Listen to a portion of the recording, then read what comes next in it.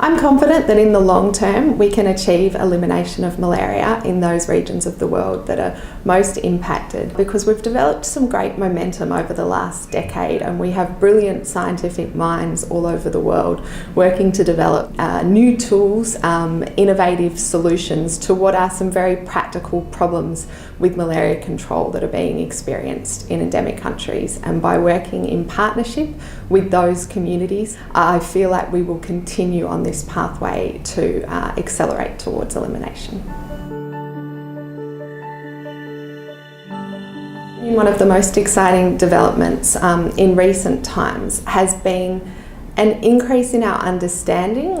that we really need to tackle the complexity that is malaria from all facets, that it won't just be having the right drug or having a magic bullet vaccine, but that we require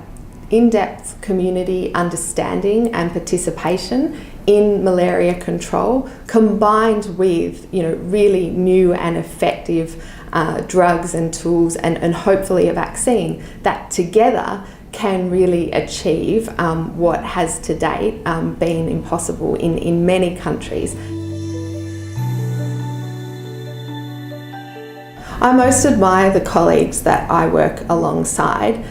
in endemic country settings, and in my experience particularly in Papua New Guinea. These are health workers,